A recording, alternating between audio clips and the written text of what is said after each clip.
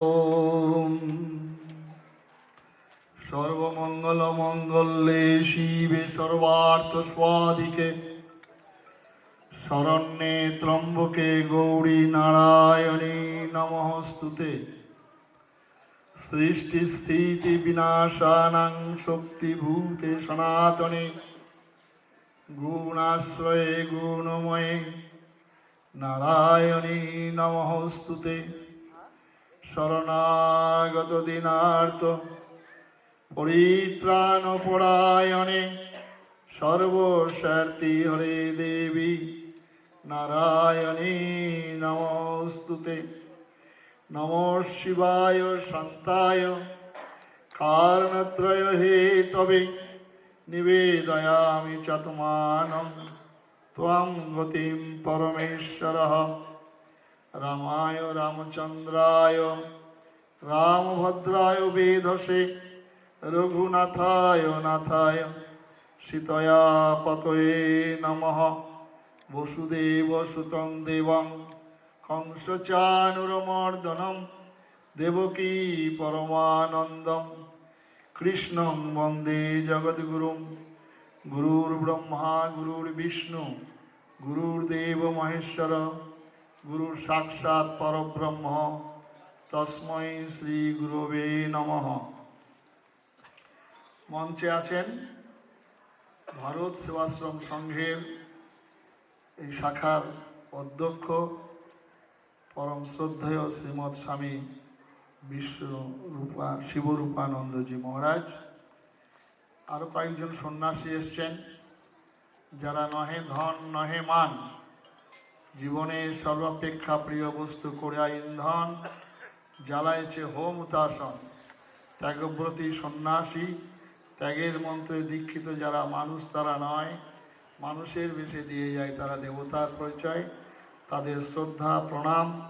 আছেন আমার সঙ্গে ক্ষেত্র বিভাগ প্রচারক আমাদের অদ্বৈত চরণ দত্ত, ক্ষেত্র প্রচারক, উনি বলে দিয়েছিলেন ওনার কথা, আপনার কথা বলেছিলেন। আছেন আমার সঙ্গে এসছেন সর্বক্ষণের সাথী, ওখানকার ভারতীয় জনতা পার্টির স্পোকম্যান এবং নিজে লয়ার আমাদের দেবজিৎ সরকার। এখানে আছেন মা, যার কথা বললেন যে এখনও মানা ক্যাম্পের সেই দগ্ধ যন্ত্রণা ভোগ করছেন, তিনিও এসছেন। আছেন আমাদের সেন শর্মা, তিনি আছেন, তাকেও আমার আন্তরিক শ্রদ্ধা। ধর্মপ্রেমী রাষ্ট্রপ্রেমী ভ্রাতা এবং ভগিনীগণ, আজকে স্বাগত ভাষণে আমাদের গোপালজি উদ্দেশ্য ব্যক্ত করেছেন। আমি চিন্তা করছিলাম আজকে এই বঙ্গ সম্মেলনে এসে যে আমাদের রামকৃষ্ণ মিশন সারা ভারতবর্ষব্যাপী, ভারতবর্ষের বাইরে, তারও প্রতিষ্ঠাতা একজন বাঙালি। ইসকন প্রভুপাদ, তার প্রতিষ্ঠাতা একজন বাঙালি সারা বিশ্ব জুড়ে। ভারত সেবাশ্রম সংঘ, তারও প্রতিষ্ঠাতা একজন বাঙালি। এবং স্বাধীনতার আন্দোলনের মূল মন্ত্র উদ্গাতা ঋষি বঙ্কিমচন্দ্র বাঙালি। যদিও কংগ্রেসের প্রতিষ্ঠাতা লর্ড হিম, কিন্তু প্রকৃত উমেশচন্দ্র বন্দ্যোপাধ্যায়। স্বাধীনতার আন্দোলনে আন্দামান জেলে, সেলুলার জেলে যে নামগুলি আছে, 42 জন প্রথম থেকে, তারপরে মহারাষ্ট্র, তারপরে পাঞ্জাব, তারপরে 2-4 জন। বাঙালি কোনোদিন মাথা নত করেনি। শিক্ষায়, দীক্ষায়, শিল্পে, সাহিত্যে, সংস্কৃতিতে, ধর্মে সমস্ত দিক থেকে শ্রেষ্ঠ আসন লাভ করেছিল। তাদের এই দুর্দশা কেন? চিন্তা করছিলাম। আমাদের আত্মঘাতী বাঙালি, হিন্দুকে হিন্দুর শত্রু হিন্দু, হিন্দুর দুর্গতি মূলে দুর্মতি হিন্দু। স্বাধীনতার আন্দোলনে এক এক করে যখন আত্মত্যাগ করছে, তখন আরেকজন বিশ্বাসঘাতকতার কাজ করছে। রাইটার্স বিল্ডিংয়ে সেখানে বিনয় বাদল, দীনেশ, অসম লড়াই, সে লড়াইয়ে ধরে দিচ্ছে একজন বিশ্বাসঘাতক, নরেন গোসাই। বুড়িবালাম নদীর তীরে যুদ্ধ জাহাজ এসে পৌঁছেছে, তাকেও ধরে দিচ্ছে একজন। মাস্টারদা সূর্য সেন, করুণ কাহিনী, কিভাবে ধরিয়ে দিল একজন বাঙালি বিশ্বাসঘাতক নারী। দাঁতগুলো হাতুড়ি দিয়ে ভেঙে দেওয়া হয়েছিল, আগুনের সেক দেওয়া হয়েছিল, নির্মম। আমাদের দুইজন শ্রেষ্ঠ এই বাঙালি, একজনের প্রতিকৃতি রয়েছে নেতাজি সুভাষ। এই নেতাজি সুভাষ এলগিন রোড থেকে যখন বেরিয়ে যাচ্ছেন, এমন সময় আবার গাড়ি থেকে নেমে গেলেন। দেহরক্ষী বলছে, এইরকম দুঃসময়, যে কোনো সময় শত্রুরা আমাকে ধরে ফেলবে আপনাকে, আপনি নেমে গেলেন কেন? নেতাজি সুভাষ বললেন, আমার সর্বক্ষণের সাথী জপের মালা আর পকেটে মাতৃকার মা চণ্ডীর ছবি ছেড়ে এসেছিলাম। এহেন নেতাজি, যিনি স্বাধীনতার জন্য, ভারত মায়ের শ্রীক্ষণ মোচনের জন্য অন্ধকার যদি পা দিচ্ছেন, তাকে নিয়ে আমাদের বাঙালি টাইগার কি কুত্তা, গাধার টুপি পরিয়ে রাস্তায় রাস্তায় মিছিল করেছিলাম। পাপ তো পাপকে ছাড়বে না। পরবর্তীকালে আরেকজন বাঙালি, যার জন্মদিন জানি আমরা, মৃত্যু রহস্য জানি না। আরেকজন বাঙালি, যার কথা না বললেই নয়, পশ্চিমবঙ্গ বাঙালিবাসীরাও জানে না, আর আপনাদের তো না জানার কথাই। যে বাঙালি এক বিধান, এক নিশান, এক প্রধানের জন্য ছুটে গিয়েছিলেন কাশ্মীরে, যে বাঙালি জওয়াহরলাল নেহরুর মুখের সামনে বলেছিলেন, তুমি দেশ ভাগ করেছো ভারত, আমি ভাগ করেছি বাংলা। বাঙালিদের মাথায় গুজার ঠাই একটা করে দিয়েছিলেন ডক্টর শ্যামাপ্রসাদ মুখার্জি। এই শ্যামাপ্রসাদ মুখার্জির আমরা জন্মদিন জানি, মৃত্যু রহস্য আজও জানি না। আমরা বাঙালি, ধর্ম থেকে আমরা শিক্ষা নেইনি। দুজন মহাপুরুষ, একজন ভগবান রামচন্দ্র এবং একজন ভগবান কৃষ্ণ, ইতিহাস থেকে আমরা শিক্ষা নেইনি। ভগবান রামচন্দ্র লড়াই করছেন রাবণের সঙ্গে। কেন? আমাদের মধ্যে ভুল ধারণা দেওয়া হয়েছে ধর্ম বহু, এই সম্পর্কে একটা কংক্রিট ধারণা থাকা দরকার। আপনারা প্রায় সব শিক্ষিত মানুষ। ধর্ম কখনো বহু হয় না, ধর্ম একটি। সমগ্র বিশ্বের মানবের কল্যাণে নিয়োজিত ধর্ম একটি, আর একটা হচ্ছে অধর্ম। এই ধর্ম এবং অধর্মের কখনো সমন্বয় হয় না। আর এই ধর্মকে ইংরেজিতে ট্রান্সলেট করে আরেকটা বিপত্তি হয়েছে, ধর্মের কখনো ইংরেজি ট্রান্সলেট রিলিজিয়ান হয় না। ধর্ম DHARM ধর্ম বানান করতে হবে। সুতরাং আগুনের ধর্ম, জলের ধর্ম, বাতাসের ধর্ম, এটা ইংরেজিতে ট্রান্সলেট করা যাবে না। এটা মারাত্মক ভুল করেছেন। ধর্ম হচ্ছে একটি, আরেকটা হচ্ছে অধর্ম। তাই রামচন্দ্রকে রাবণের সঙ্গে লড়াই করতে হয়েছিল।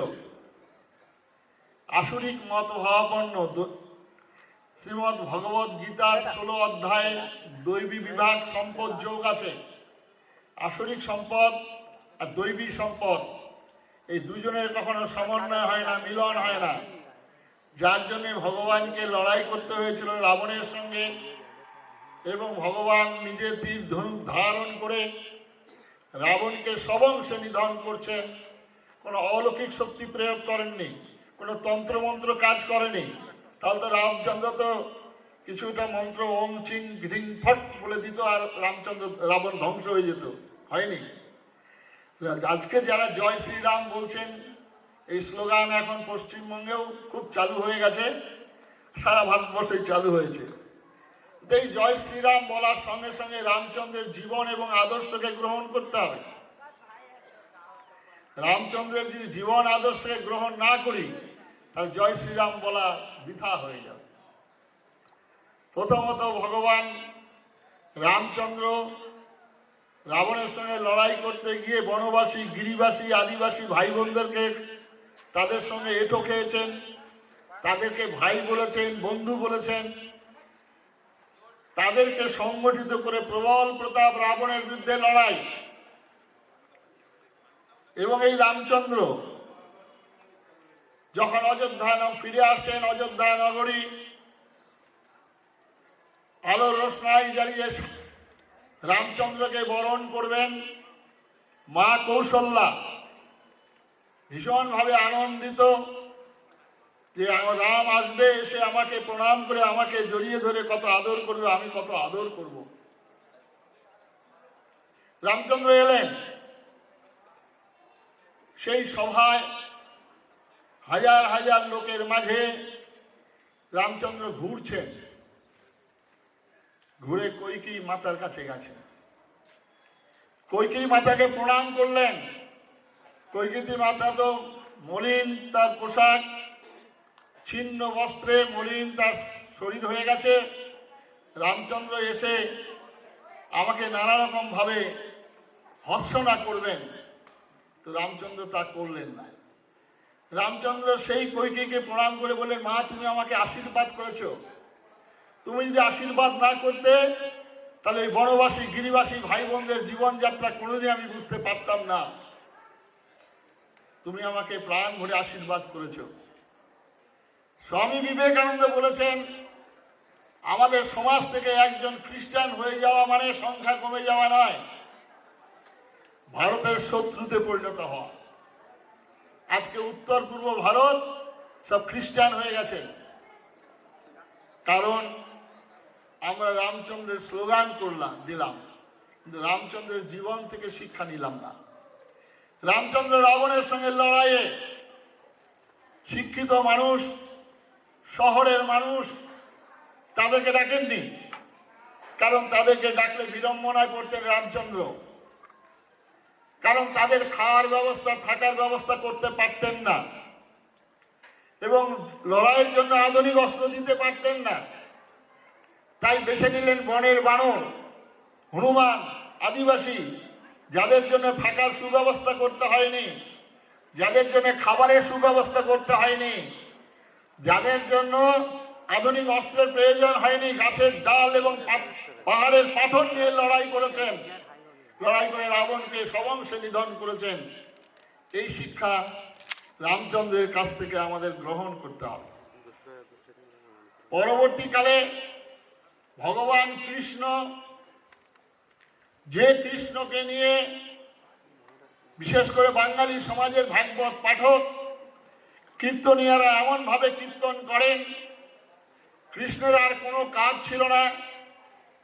তিনি কদম্ব বৃক্ষে মায়েরা স্নান করছেন, কাপড় সেখানে তুলে রাখা হলো।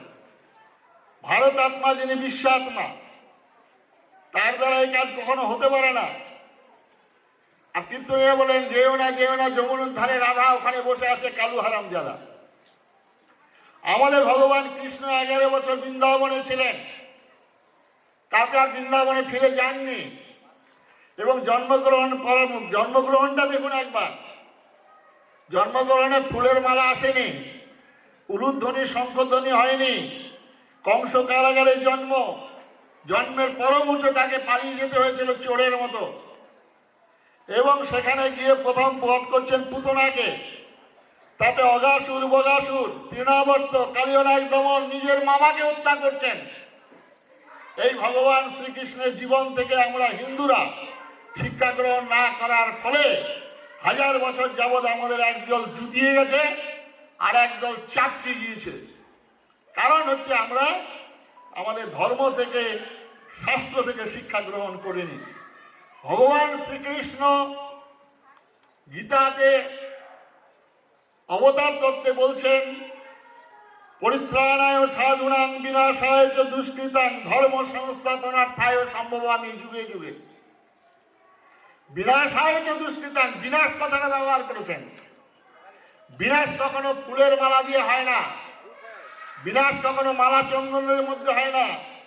বিনাশ কথাটা ব্যবহার করতে গেলে শক্তি দরকার।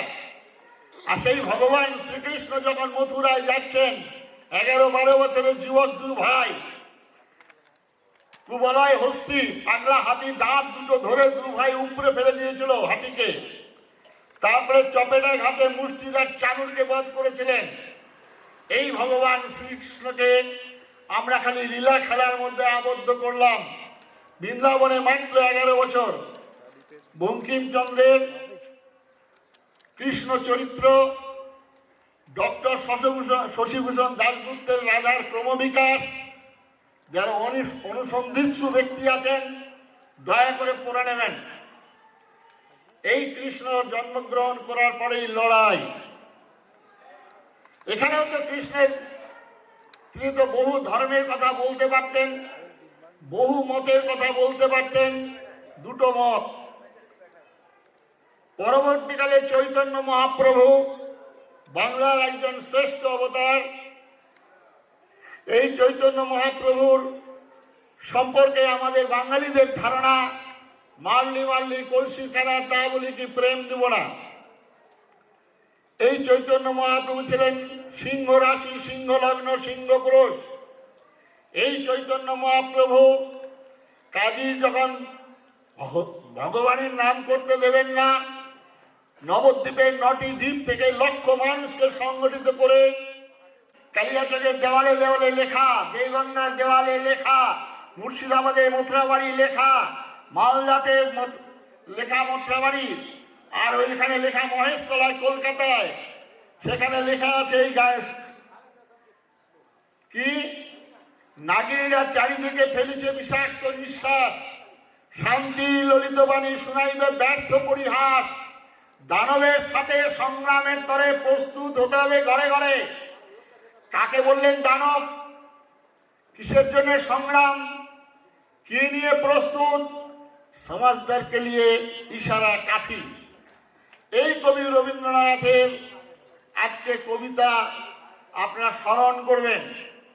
পরবর্তীকালে ঠাকুর রামকৃষ্ণ এবং বিবেকানন্দকে নিয়ে আমরা বাঙালি, আমরা ঠাকুর রামকৃষ্ণের অনুগামী, আমরা বিবেকানন্দের অনুগামী। ঠাকুর রামকৃষ্ণ বলেছেন যত মত তত পথ। কথাটি সাধক যখন ব্যক্তিগত সাধনায় অনেক উচ্চ স্তরে ওঠেন, তখন গীতাতে আছে যৌন হৃষ্যতি ন দেষ্টি ন সচৌতি ন কাংসতি। গীতাতে রয়েছে তুল্য নিন্দা স্তুতির মৌনী সন্তুষ্ট যেন কেনচিত।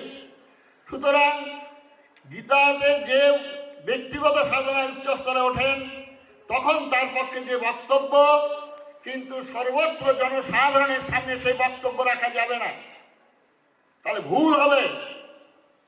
সেই জন্য ঠাকুর রামকৃষ্ণের এই যত মত তত পথটা আমাদের বাঙালি সমাজের কাছে বিভ্রান্তকর কথা হয়েছে।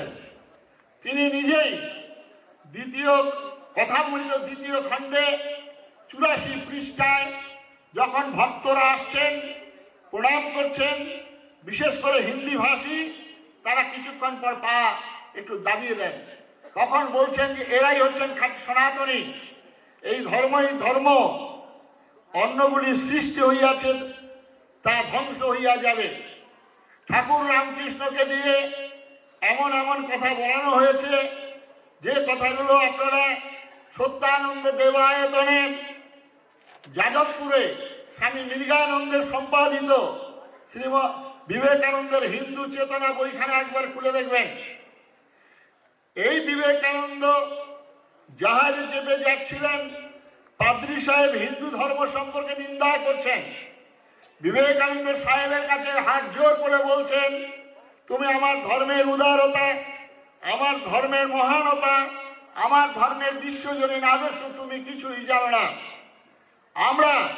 আমরা হিন্দুরা আমরা মাকে যখন প্রণাম করি সর্বমঙ্গল মঙ্গলে, আমরা যখন কৃষ্ণকে প্রণাম করি নম ব্রহ্মণ্য গো হিতায় চ জগদ্ধিতায়, আমরা যখন শান্তি মন্ত্র বলি সর্বেষাং মঙ্গলাং ভূয়াৎ, আমরা যখন পিতৃতর্পণ মাতৃতর্পণ করি তখন বলি অতীত কুলকটিনাং সপ্তদ্বীপবাসিনাং, আমরা যখন গুরুকে প্রণাম করি মদ গুরু শ্রী জগৎগুরু মদাত্মা সর্বভূতাত্মা। তাই আমাদের ভগবান হচ্ছেন জগন্নাথ, আমাদের ভগবান হচ্ছেন বিশ্বনাথ, আমাদের মা হচ্ছেন জগৎ জননী মা। সুতরাং আমরা সাপকে পুজো করি, আমরা বনের ময়ূরকে পুজো করি, আমরা হাঁসকে পুজো করি, আমরা ইঁদুরকে পুজো করি, আমরা পেঁচাকে পুজো করি, আমরা বনের গাছকে পুজো করি। তাই নবপত্রিকার মধ্য দিয়ে দুর্গা পূজার সেখানে গাছকে পূজন করা হয়। বিবেকানন্দ বলছেন, সাহেব শুনলেন না, সাহেব আরো বেশি করে নিন্দা করলেন। তখন বিবেকানন্দ জামার আস্তিমটা গুটলেন, গুটিয়ে নিয়ে বললেন, if you want what more you want the sea, তুমি যে আর একটিবার আমার ধর্ম সম্পর্কে নিন্দা করো তোমাকে এক ঘুষিতে সমুদ্র জাতীয় করবো। এই বিবেকানন্দকে ঘরে ঘরে পূজা করুন। বিবেকানন্দ তো স্মরণ করতেই পারতেন, পাগলে কিনা বলে ছাগলে কিনা খায়। বিবেকানন্দ বলতেই পারতেন হাতি চালিয়ে বাজার মেয়ে কুত্তা ভুকে লাখমে। বিবেকানন্দ বলতেই পারতেন আমার গুরু বলে গেছেন যত মত তত পথ। সুতরাং আজকে ঠাকুর রামকৃষ্ণ বিবেকানন্দের জীবন থেকে আমরা প্রত্যেকেই মুখস্থ রেখেছি, বহু রূপের সম্মুখে তোমার ছাড়ি পোতা খুঁজিছি ঈশ্বর, জীবে প্রেম করে এই জন সেই জন সেবিছি ঈশ্বর। কথাটা কি ভালো? এরপরে আমাদের নজরুল কেন বললেন একই বৃন্তে দুটি কুসুম হিন্দু মুসলমান, মুসলমান তার নয়নে মণি, হিন্দু তার প্রাণ। বাঙালিদের তো একটা কণ্ঠস্থ সব বাঙালিদের। তো তিনি যেটা বলেছেন সেটাও একটু চিন্তা করা দরকার। কত বড় দূরদর্শী ছিলেন এই নজরুল। তিনি গান লিখেছেন, হে পার্থ সারথি বাজাও বাজাও তব পাঞ্চজন্য শঙ্খ, ধনুকেরই টঙ্কারো হানো হানো, গীতার মন্ত্রে জীবন দানো। তিনি বলতে পারতেন বাইবেলের মন্ত্রে, তিনি বলতেই পারতেন কোরআনের মন্ত্রে। কেন বললেন গীতা? এই শ্রীমৎ ভগবত গীতা পশ্চিমবঙ্গের বিরাট আন্দোলন, বিরাট আলোড়ন সৃষ্টি করেছে। এই শ্রীমৎ ভগবত গীতা পৃথিবীর সমস্ত মানুষের কল্যাণের জন্য নিয়োজিত। এই শ্রীমৎ ভগবত গীতা আকাশের মতো উদার, সমুদ্রের মতো গভীর। এই শ্রীমৎ ভগবত গীতা বিনা তেলের প্রদীপ, অনন্তকাল ধরে শ্রীমৎ ভগবত গীতা। এই শ্রীমৎ ভগবত গীতা বালক থেকে যুবক বৃদ্ধ, এই শ্রীমৎ ভগবত গীতা সদবা বিধবা, এই শ্রীমৎ ভগবত গীতা মানব জীবনের যত প্রশ্ন আছে সমস্ত প্রশ্নের উত্তর শ্রীমৎ ভগবত গীতায়। ধরা সেখানে কাজ কি হবে? আজকে খাদ্য নিয়ে সাধু সন্ন্যাসীদের মধ্যে খুব মারামারি হচ্ছে। বৈষ্ণবরা একরকম বলছেন, আরেকজন সাধুরা আরেকজন বলছেন মাছ মাংস খাওয়ার জন্য ব্যস্ত হয়ে পড়েছেন। আর সেই শ্রীমৎ ভগবত গীতায় বলছেন সাত্বিক খাদ্য কি হবে, রাজসিক খাদ্য কি হবে, তামসিক খাদ্য কি হবে, ব্রাহ্মণের কাজ কি হবে, শূদ্রের কাজ কি হবে, বৈশ্যের কাজ কি হবে, ভক্তজনের তার কি চিন্তা হবে। তো ভগবান শ্রীকৃষ্ণ শ্রীমৎ ভগবত গীতার অর্জুন যুদ্ধ করবে না, আত্মীয় স্বজন বধ করবে না, ভিক্ষান্ন ভোজন করবে। এইরকম যদি আজকে শিক্ষিত সমাজ আপনাদের সামনে যদি এরকম দু ভাইয়ের ঝগড়ার মধ্যে আসে, আপনার বলে অর্জুন তুমি সাবাস, তুমি ভাইয়ের জন্য সব ত্যাগ করছে, বনগমন করবে। কিন্তু ভারত আত্মা ভগবান শ্রীকৃষ্ণ ওখানে এসে দাঁড়ালেন। দাঁড়িয়ে অর্জুনকে উপলক্ষ করে আমাদের মতো হতভাগা ভারতবাসীকে বললেন, ক্লৈবং মস্ম দমঃ পার্থ নৈতত্তয় পদ্মতে ক্ষুদ্রং হৃদয়ং দুর্বলং ত্যক্ত উত্তিষ্ঠ পরন্তপঃ অথো বা প্রাপ্স্যসি স্বর্গং জিত্বা বা ভক্ষসি মহিম অথো চেত্তাইমাং ধর্মং সংগ্রামং ন করিষ্যসি তত স্বধর্মং কীর্তিঞ্চুয়া হিত্বা পাপং অবাপ্স্যসি। কি বলছেন হিন্দুর ভগবান? বলছে ওঠো, অস্ত্র হাতে নাও, যুদ্ধ করো, অন্যায়ের বিরুদ্ধে ন্যায়কে প্রতিষ্ঠা করা, অসত্যের বিরুদ্ধে সত্যকে প্রতিষ্ঠা করা, অধর্মের বিরুদ্ধে ধর্মকে প্রতিষ্ঠা করা। তোমার প্রাপ্য রাজ্য, সেই রাজ্যকে উদ্ধার করতে হবে। আর সেই উদ্ধার করতে গিয়ে কখনো ছল, কখনো বল, কখনো কৌশল অবলম্বন করার শিক্ষা দিচ্ছেন কুরুক্ষেত্রের যুদ্ধে ভগবান শ্রীকৃষ্ণ। কখনো বা প্রতিরোধ, কখনো বা প্রতিবাদ, কখনো বা প্রতিশোধ কল্পে ঝাঁপিয়ে পড়ার জন্য আহ্বান করছে ভগবান শ্রীকৃষ্ণ। আমরা ভারতবাসী, আমরা হিন্দু, আমরা বাঙালি, আমরা ভগবান শ্রীকৃষ্ণের এই কুরুক্ষেত্রের যুদ্ধ থেকে শিক্ষা গ্রহণ করলাম না, তার ফলশ্রুতি আমাদের এই অবস্থা। নজরুলও এই কথা বলছেন, কারণ আমাদের একই বৃন্তে দুটি কুসুমের কথা বলেছেন। এখনই যদি অ্যাক্সিডেন্ট হয়, অ্যাক্সিডেন্টে দেখা গেল চোখ দুটো নষ্ট হয়ে গেছে, আপনারা কেউই শ্মশানে নিয়ে যাবেন না, কবরেও নিয়ে যাবেন না, কারণ চোখ দুটো তার নষ্ট হয়েছে, আর তার দেহে প্রাণ আছে। যদি দেখেন চোখ দুটো ফ্যাল ফ্যাল করে তাকিয়ে রয়েছে, দেহে প্রাণ নেই, তাহলে আপনারা মুসলমানরা হলে নিয়ে যাবেন কবরে, হিন্দুরা হলেও নিয়ে যাবেন শ্মশানে। তার মানে নজরুল বলতে চেয়েছেন, যারা নয়নের মণি নিয়ে নাচানাচি করছো বাংলার বুকে, আমরা আজকে জেনে নাও, নয়নের মণি আমদানি করা যাবে, কিন্তু যদি প্রাণ না থাকে তাকে ভারতবর্ষ কোনোদিন থাকবে না। তাই কাবুল, কান্দাহার, ইরাক, ইরান, আফগানিস্তান সব শেষ হয়ে গেছে। যান না বাংলাদেশে, পাকিস্তানে কি অবস্থা যখন হিন্দু থাকবে না। তাই হিন্দু সংগঠন, তাই আজকে পূজ্য স্বামীজি, আজকে বঙ্গ হিন্দু সম্মেলন, রাষ্ট্রীয় স্বয়ংসেবক সংঘ, বিশ্ব হিন্দু পরিষদ, হিন্দু রক্ষী দল, হিন্দু জাগরণ মঞ্চ, বজরং দল, সবাই মিলে আমরা হিন্দু সংগঠন, যেটা আচার্য স্বামী প্রণবানন্দজি মহারাজ বলেছেন যে একমাত্র আমি হিন্দুকে হিন্দু নামে ডাক দিতে চাই। তখন ব্রাহ্ম আন্দোলন, আর্য আন্দোলন চলছে, বৈদিকী আন্দোলন চলছে। আচার্য স্বামী প্রণবানন্দজি মহারাজ একমাত্র এই কথা বলেছিলেন, যেটাই বিবেকানন্দ বলেছিলেন, I am proud call myself Hindu. Vivekananda বললেন, is what we want is strength, strength, strength, nerve steel muscle of iron in dwelling mind. কি বললেন সেটাই আজকে আমাদের সর্বশেষ। আপনারা যারা পশ্চিমবঙ্গের বাঙালি, এখানে বাঙালি আছেন, বাঙালি বলে যারা পরিচয় দিচ্ছেন, তাদের কাছে বিনম্র নিবেদন, পশ্চিমবঙ্গের অবস্থা ভীষণই খারাপ। আপনারা টিভির মাধ্যমে, আপনার সংবাদপত্রের মাধ্যমে, ইউটিউবের মাধ্যমে আপনারা প্রতিনিয়ত দেখছেন, সেখানে রামচন্দ্রের 14 বছর বনবাসের পরিসমাপ্তি ঘটানোর জন্য এই 26 সাল, যেটাই আমাদের পরীক্ষার পাস ফেল, এই 26 সাল যদি আমরা ঘুরে দাঁড়াতে না পারি, তাহলে আপনাদের আত্মীয় স্বজন, 14 পুরুষের ভিটা মাটি ছেড়ে আসা, গোয়াল ভরা গরু, পুকুর ভরা মাছ, কণ্ঠ ভরা গান সব বৃথা হয়ে যাবে এই শালিতে না হয়। তাই আপনাদের কাছে বিনম্র নিবেদন, করজোড়ে প্রার্থনা, আপনারা পশ্চিমবঙ্গ ভাগে আপনাদের যারা আত্মীয় স্বজন, বন্ধু বান্ধব সেই সময় উপস্থিত হয়ে তাদের ভোট আজকে ত্রিখণ্ড, আমরা শ্রীহট্ট এবং আরো 2টো জায়গায় আসামে ভোটাভুটি হয়েছিল। হিন্দুরা সংখ্যায় বেশি ছিল, কিন্তু যারা শিক্ষিত হিন্দু, আমার একটা ভোটে কি হবে, যারা ধনী হিন্দু একটা ভোটে কি হবে, মাত্র 14% ভোটের জন্য শ্রীহট্টার পাকিস্তানে চলে গেল। এই হচ্ছে হিন্দু।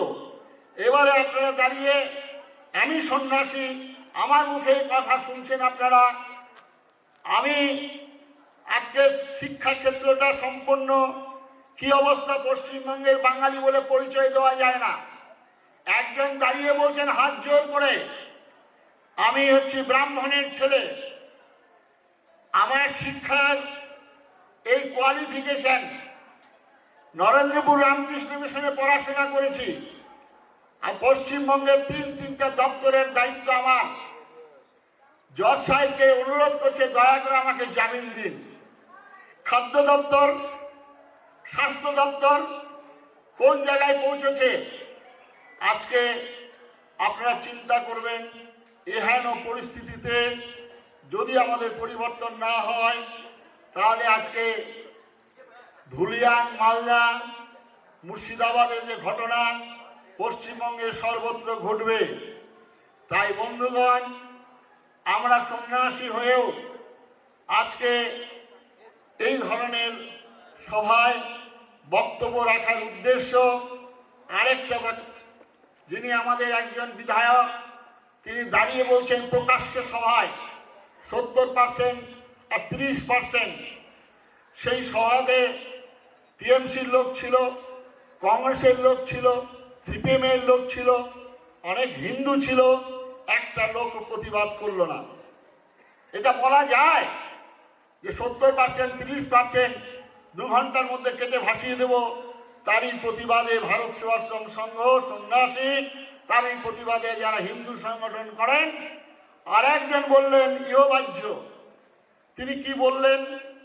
তিনি একজন কলকাতার মহানাগরিক, তিনি প্রকাশ্য সভায় দাঁড়িয়ে বলছেন যে যারা ইসলাম ধর্মে জন্মগ্রহণ করেনি তারা হতভাগা, দুর্ভাগা।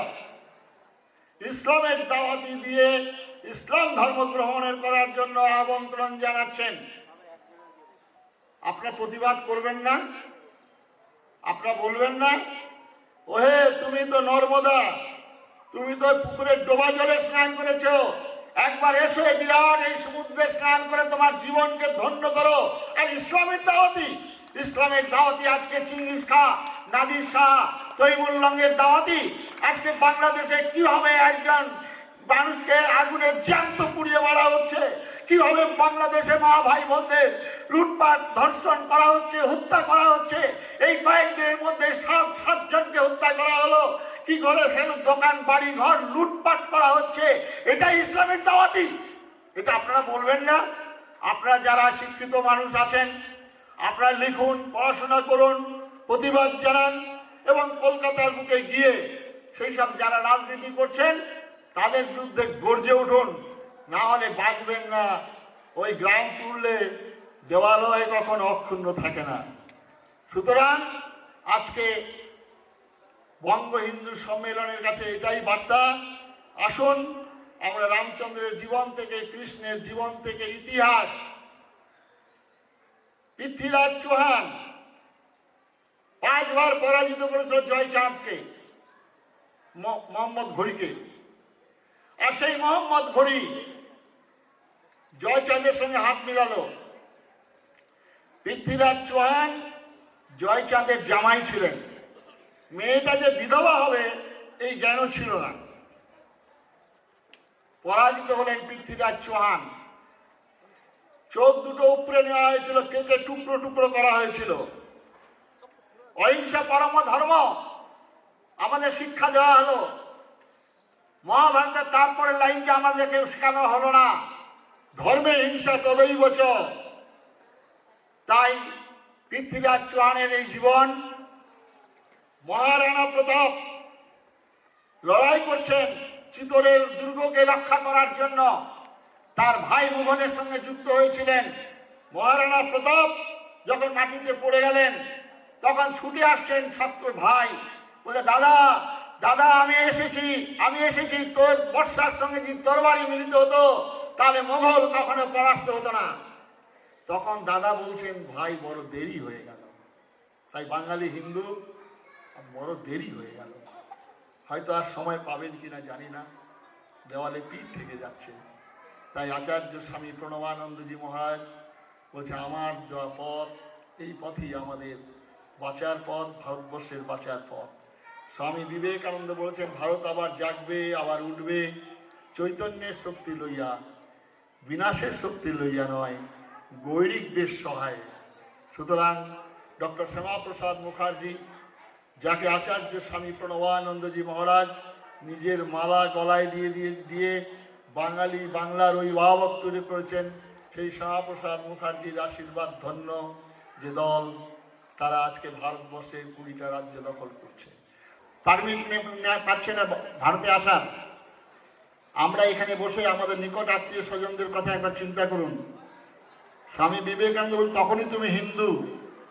গুরু গোবিন্দ সিংহের কথা বলছেন, তিনি বলছেন তখনই তুমি হিন্দু যখন তোমার নিকট আত্মীয় কেউ যদি বিপদগ্রস্ত হয়, তোমার সমস্ত শরীরে রোমাঞ্চিত হবে, তুমি চিন্তা করবে।